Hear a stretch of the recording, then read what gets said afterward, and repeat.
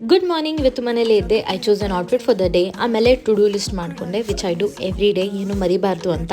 ತುಂಬಾ ಕೆಲಸ ಇತ್ತು, ಚಿಕ್ಕಾಪುಟ್ಟದೆಲ್ಲ ಮುಗಿಸ್ಕೊಂಡು ಕಿಚನ್ಗೆ ಹೋದೆ. ಕಿಚನ್ ಎಲ್ಲ ಸ್ವಲ್ಪ ಕ್ಲೀನ್ ಮಾಡಬೇಕಿತ್ತು. ಆಮೇಲೆ ವರ್ಕೌಟ್ ಮಾಡೋ ಪ್ಲಾನ್ ಇತ್ತು. ಜಿಮ್ಮಲ್ಲಿ ಸ್ಲಾಟ್ ಬುಕ್ ಆಗಿರಲಿಲ್ಲ. ಆ್ಯಂಡ್ ತುಂಬ ದಿನ ಆಗಿದೆ ಹೋಗಿ, ಬೈ ದ ವೇ ಮನೇಲೇ ಶುರು ಮಾಡೋಕ್ಕೆ ಟ್ರೈ ಮಾಡಿದೆ. And I wore my new N V workout outfit.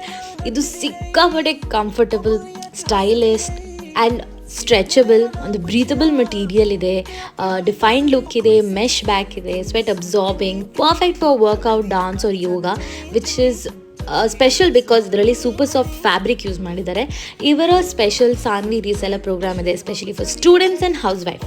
Extra income earn ಮಾಡಿ ಫ್ರೀ ಟೈಮಲ್ಲಿ, ನೋ ಇನ್ವೆಸ್ಟ್ಮೆಂಟ್. ಪ್ರತಿ ಸೇಲಲ್ಲೂ ಕಮಿಷನ್ ಆನ್ ಮಾಡಿ 10% to 45%. ಇನ್ನೂ ಡೀಟೇಲ್ಸ್ ಕ್ಯಾಪ್ಷನ್ ಇಲ್ಲದೆ ಚೆಕ್ ಮಾಡಿ. ಈಗ I did some little workout. ಇದು ಸ್ಮಾಲ್ ಗ್ಲಿಮ್ಸ್ ಅಷ್ಟೇ.